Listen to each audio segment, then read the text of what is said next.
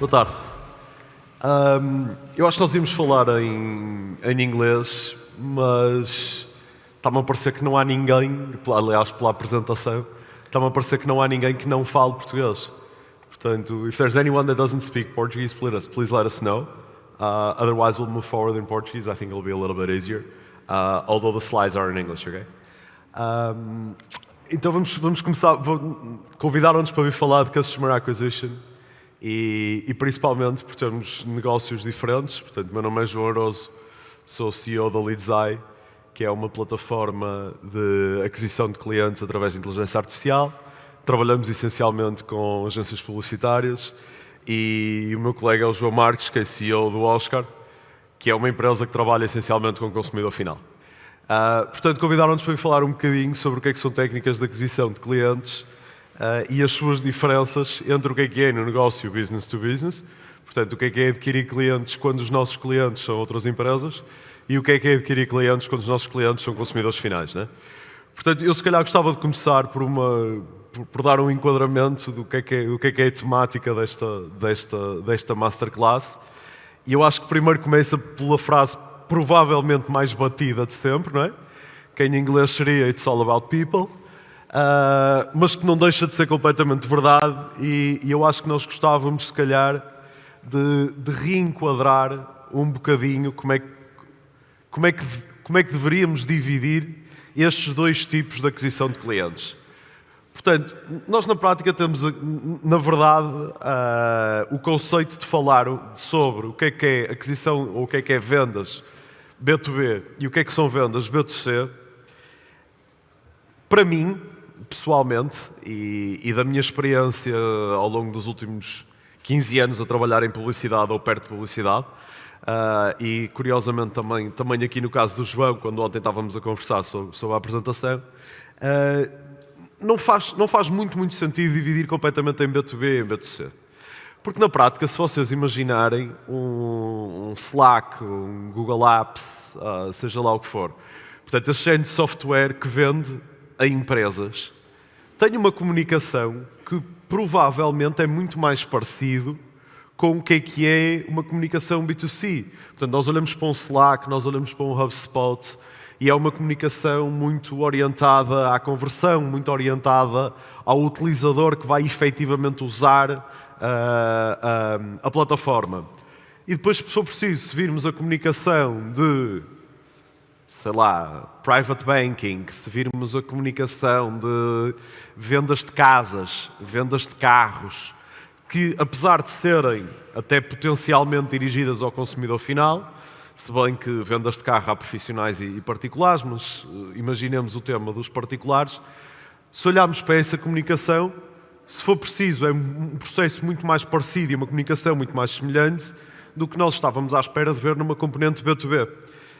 Portanto, nós achamos por bem reenquadrar um bocadinho esta apresentação no que são short and long sales cycles. Portanto, o que é quando nós temos, como é que é o processo quando temos um ciclo de venda longo, um ciclo de venda que normalmente, aliás, para poder ser affordable e para poder se compensar, ter um ciclo de venda longo, não é?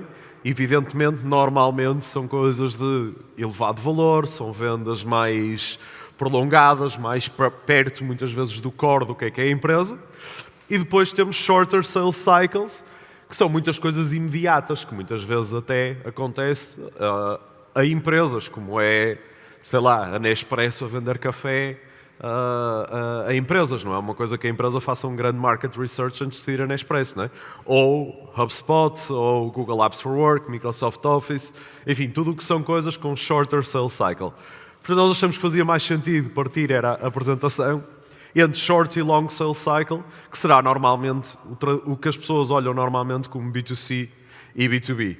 Portanto, para falar da componente de short sales cycle, vai falar o João Marques e eu depois termino a apresentação, antes do Q&A, a falar da componente de long sales cycle. Força. Obrigado, João. Então, eu acho que realmente growth is everything. Quando nós lançamos uma startup, temos recursos muito limitados, não é?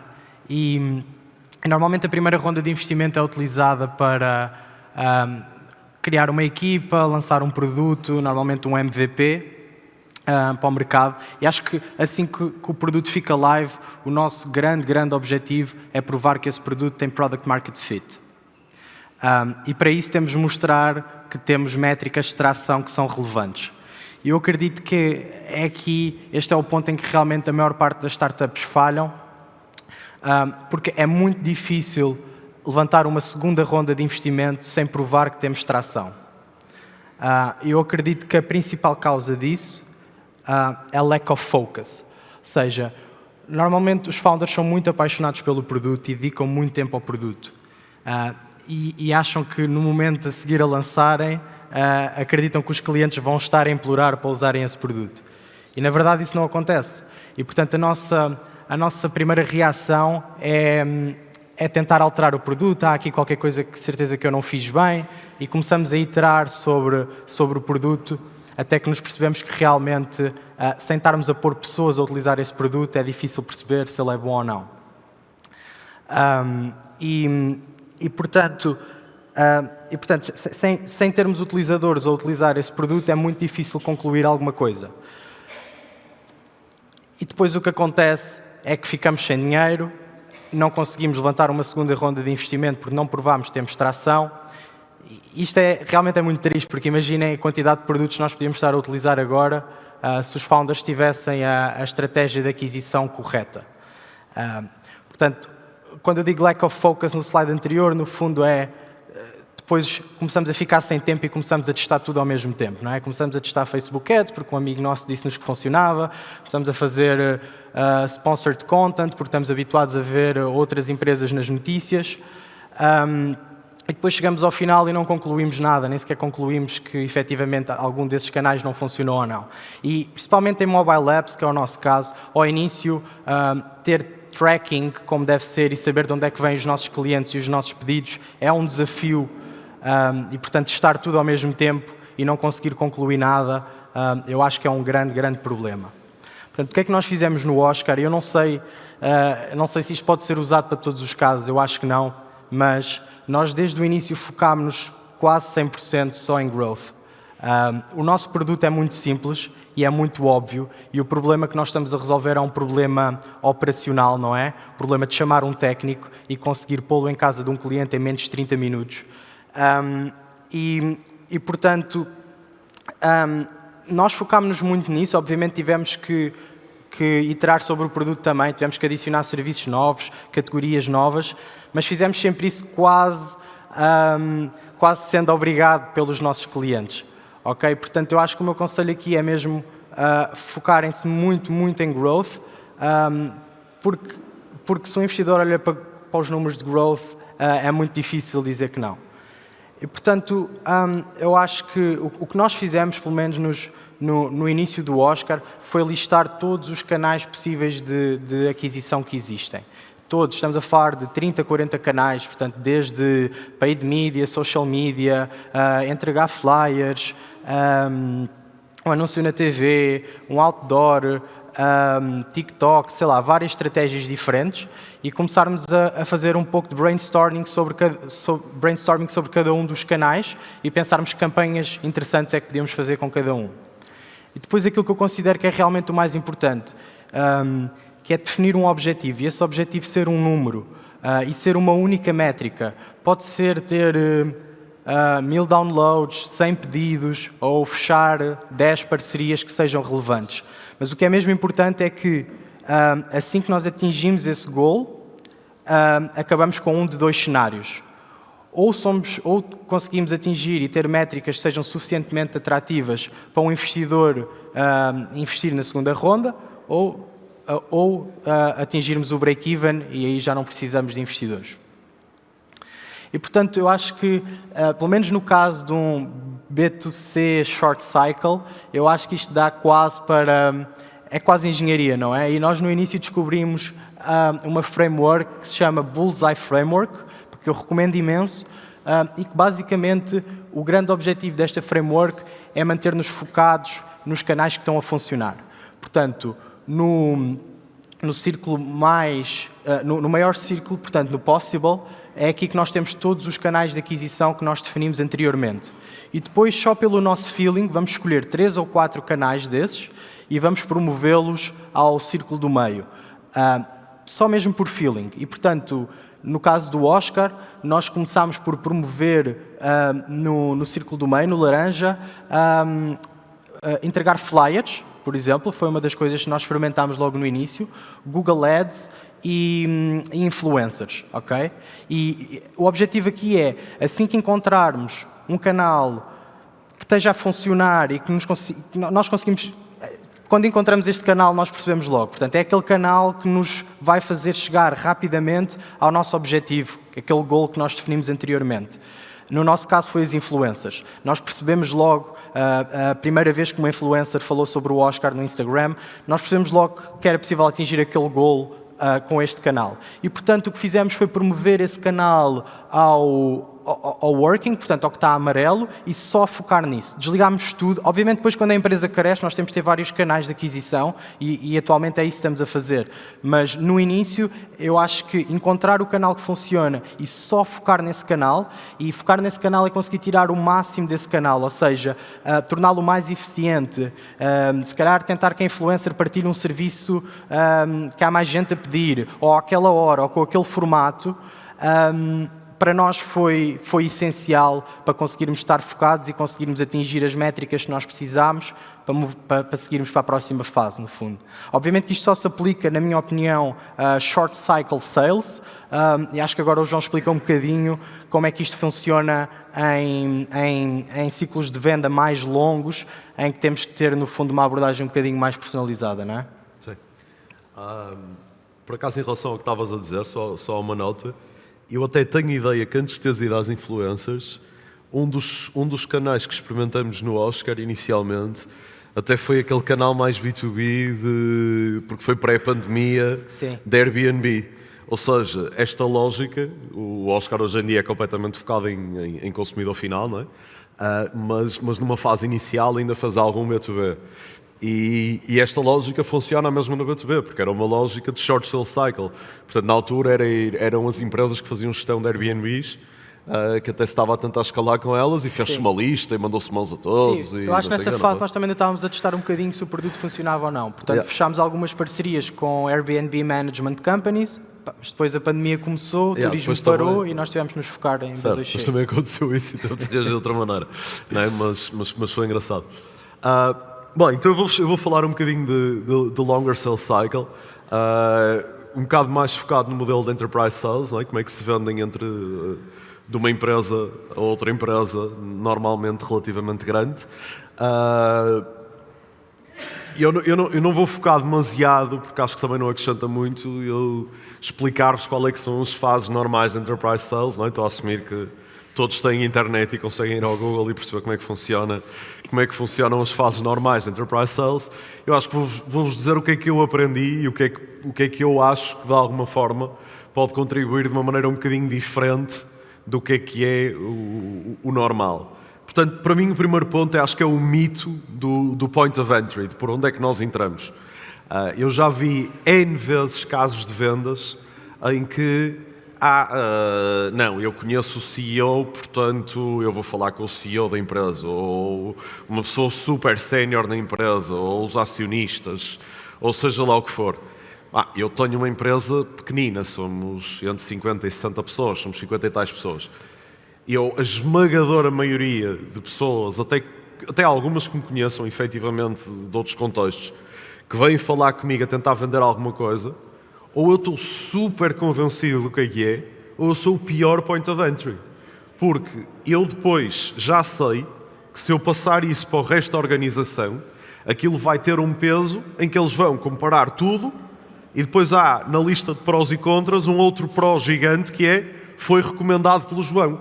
Portanto, se der a geneira, no limite foi o CEO que disse, não é? Portanto, a menos que seja absolutamente evidente que o point of entry melhor é o CEO, ou o acionista, ou seja lá quem for, tentem ir efetivamente a quem vai ter alguma vantagem em utilizar.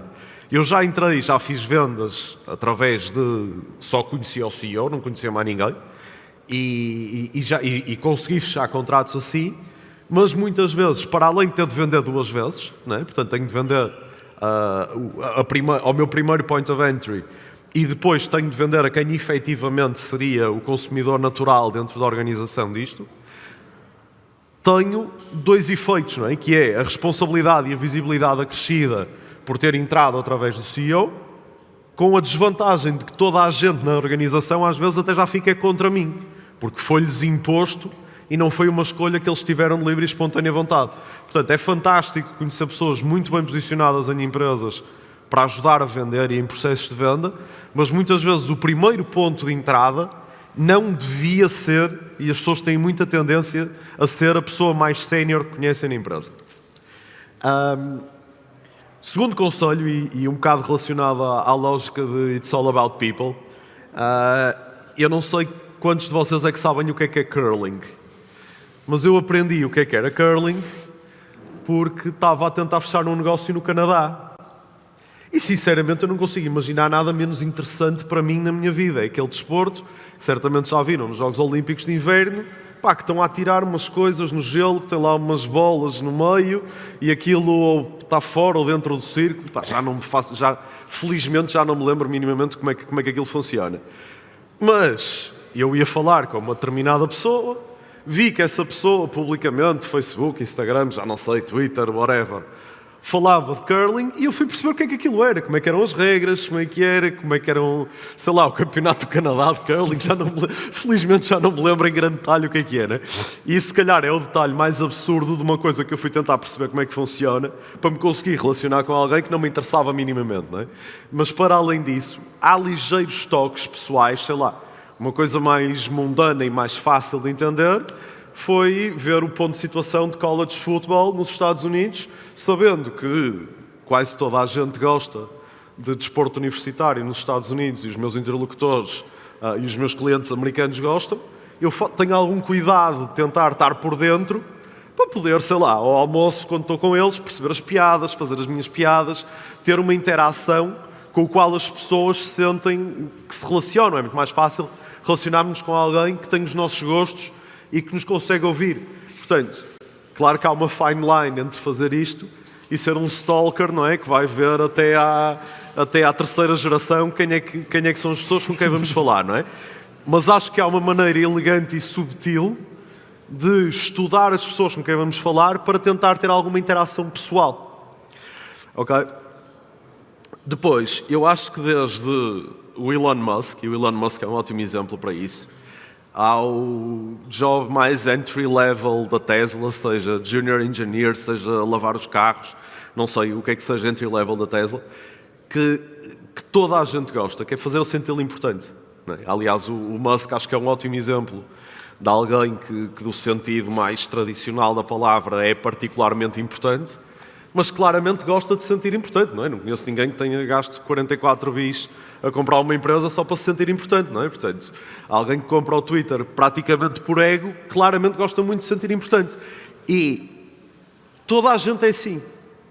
Cada pessoa, o que é ser importante, se calhar tem significados diferentes e até tem significados diferentes ao longo da própria vida para a mesma pessoa, o que é que nos faz sentir importantes. Mas todos nós, chega a chegar a casa e sermos admirados pelos nossos filhos, pelos nossos parceiros, por seja lá quem for, todos nós temos, ao fim do dia, o objetivo de nos sentir importantes.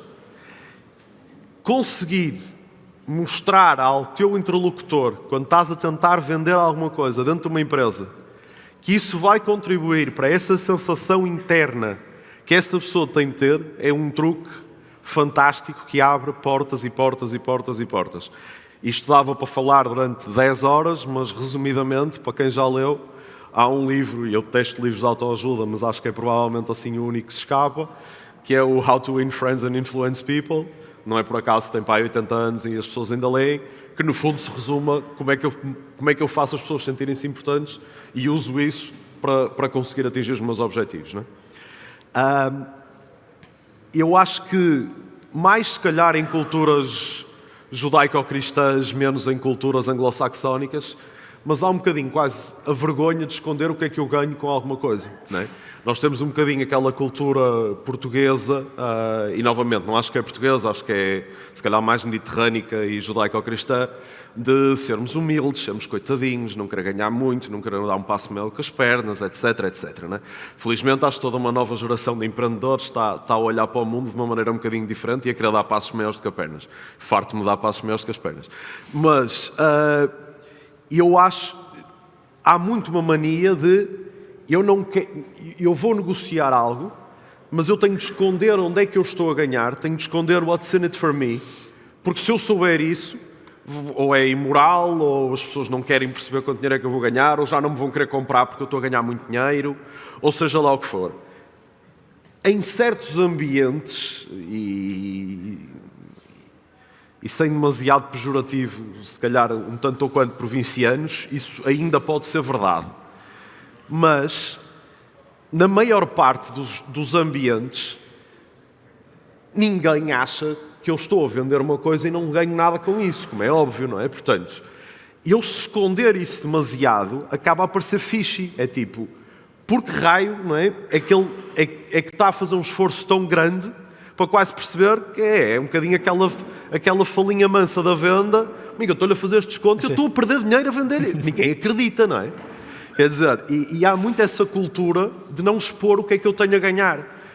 Eu aprendi, se calhar se calhar sou um sortudo que me relacionei com pessoas particularmente boas ao longo da minha vida, mas que se eu puser out in the open, what's in it for me, o que é que eu tenho a ganhar e quais é que são os meus interesses, as pessoas têm tendencialmente um objetivo de alinhar os interesses com os nossos.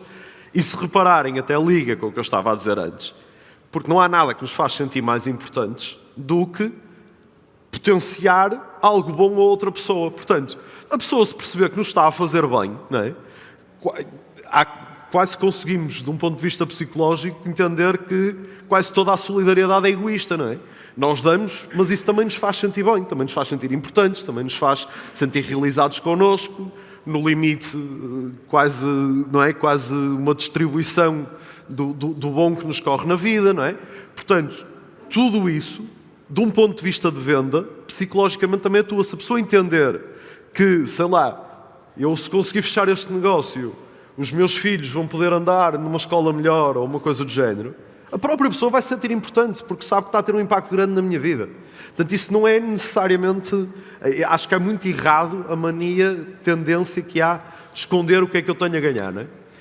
Pois em tempos, há muito tempo atrás, provavelmente a pessoa que foi o meu maior mentor no que toca a vendas na minha carreira, um dia disse-me que num processo de venda, não é, entre um fornecedor e um cliente, há duas opiniões, a do cliente e a que não interessa. E realmente, eu acho que nunca vi alguém com grande sucesso a convencer uma pessoa a outra. Convencer, literalmente. Portanto, tu dizes-me que isto é azul e eu consegui falar contigo durante tanto tempo ao ponto de convencer que isto é vermelho. Não. Agora, já vi, foi muita gente pegarem tu dizes-me que isto é azul e isto não me dá jeito, e apontar para aquilo e dizer-te, olha, mas com aqueles reflexos cor-de-rosa, se vires bem, até o que é mais importante é que o teto é cor-de-rosa. Não é? Portanto, não vale... Nunca vi valer a pena tentar bater de frente com um cliente. Tentar convencê-lo, mesmo que ele esteja a ser injusto na análise dele. É muito, muito difícil transformar um não num sim. As objeções devem ser, não é? Tipo isto, na prática chama-se gestão de objeções, não é? Tipo objection handling. Na verdade, as objeções são muito melhor contornadas do que enfrentadas. Portanto, ok, há esta objeção, está tudo bem. Como é que nós pomos-nos no caminho ao lado? Não é fingir que ela não existe. Ok, ela até pode existir, então vamos desviar o nosso caminho. Nós de carro não vamos para cima de um buraco da estrada porque não gostamos do buraco. Nós contornamos o buraco. Same goes. E depois, acho que por último, acho que é o último slide da apresentação, em ciclos curtos de venda, não é? Por exemplo, como é o caso do Oscar, que é um bom exemplo, ele não quer perder clientes, ele quer vender mais aos clientes que tem, como é óbvio, não é? No caso de ciclos longos, eu invisto muito dinheiro a vender a algum cliente. Ocupa muito do meu tempo pessoal, que espero que tenha um custo grande de oportunidade para a empresa, não é? Porque quer dizer que eu não estou a fazer outra coisa onde acrescento valor, não é? Gasto muito dinheiro, literalmente, envolve ir muitas vezes visitar clientes noutros sítios, seja lá o que for, não é? Portanto, custa muito dinheiro adquirir clientes em ciclos longos. É matemático e é evidente, não é? Mas muitas pessoas têm a mania de se esquecer que é ok, fiz a venda, até logo. A partir daí já nem quero saber do cliente, já nem lhe atendo o telefone, está fechado, adeus, até logo. A quantidade de oportunidades que te vão passar ao lado porque não viste o que é que podias vender mais, o que é que podias vender ao lado e o custo de perder clientes ainda é mais notório quando estamos a falar de ciclos de vendas longos, que são ciclos de vendas tradicionalmente muito caros. Pronto, e acho que era tudo o que eu tinha para vos dizer. Espero que tenha sido minimamente útil, quer a minha parte, quer a parte do João. Obrigadíssimo. Se tiverem alguma questão, estamos aqui.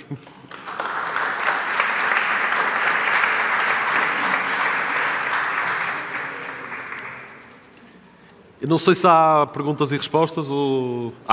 Ok. Se alguém tiver alguma questão.